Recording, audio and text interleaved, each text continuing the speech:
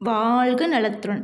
ஒருத்தவங்க சிரிப்புக்கு நம்ம காரணமா இருக்கோமோ இல்லையோங்க. ஆனா ஒருத்தவங்க கண்ணீருக்கு மட்டும் நம்ம என்னைக்குமே காரணமா இருக்கக்கூடாதுங்க. அந்த கண்ணீரோட அந்த வேதனை வந்து அந்த பாவம் வந்து நம்மள சும்மாவே விடாது அப்படின்னு நான் என்னைக்குமே வந்து நினைப்பேங்க. ஸோ முடிஞ்ச அளவுக்கு வந்து அடுத்தவங்க கண்ணீருக்கு மட்டும் என்னைக்குமே காரணமா இருந்துராதீங்க. அந்த பாவம் வந்து கண்டிப்பா உங்களுக்கு சும்மாவே விடாது.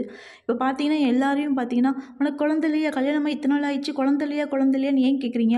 குழந்தை பெத்தவங்கலாம் என்னங்க பண்ணிக்கிட்டாங்க? நினச்சு பாருங்க. குழந்தை பெத்தவங்க வந்து, "ஐயோ! நம்ம ஒரு உயிர வந்து குடுக்க போறோம்." அப்படி இப்படிலாம் கண்டிப்பா இல்லங்க. கல்யாணம் ஆயிடுச்சா, குழந்தை பெத்துக்கணும். குழந்தை பெத்துக்காம இருந்தா வந்து நம்ம வந்து மலடின்னு சொல்லிடுவாங்க. குழந்தை இல்லன்னு சொல்லிடுவாங்க. நம்மளுக்கு என்ன குறையும் அப்படி இப்படின்னு பேசுவாங்கங்கிற பயத்துல தான் எல்லாமே குழந்தை பெத்துக்கிறாங்க. என்னைய பொறுத்தவரைக்கும் தாய்மைங்கிறதே ஒரு சுயநலம் தாங்க. என்னடா இவ இப்படி சொல்றான்னு நினைக்காதீங்க. உண்மைதாங்க.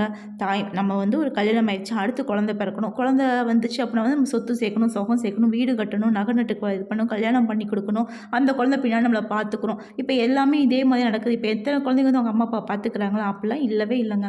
அதாவது குழந்தை பெத்துக்கிறதும், பெத்துக்காததும் வந்து அவங்க இஷ்டங்க. நம்ம வந்து குழந்தை இல்லையா, குழந்தை இல்லையான்னு அத கேட்குற கேள்வி வந்து அவங்களுக்கு எவ்வளோ மனவேதனை தரணும்னு நம்ம ஒரு நிமிஷம் கூட யோசிக்க மாட்டேங்கிறோங்க.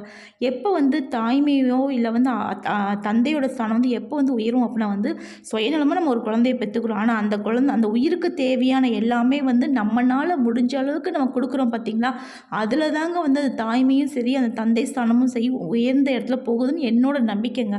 ஸோ முடிஞ்ச அளவுக்கு வந்து அடுத்தவங்க வந்து குழந்தை இல்லாட்டினா சரி விடு, உன் லைஃப் வந்து நீ வாழு. குழந்தை பெற்றுக்கிட்டவங்களாம் வந்து என்ன வந்து சாதிச்சிருக்காங்க?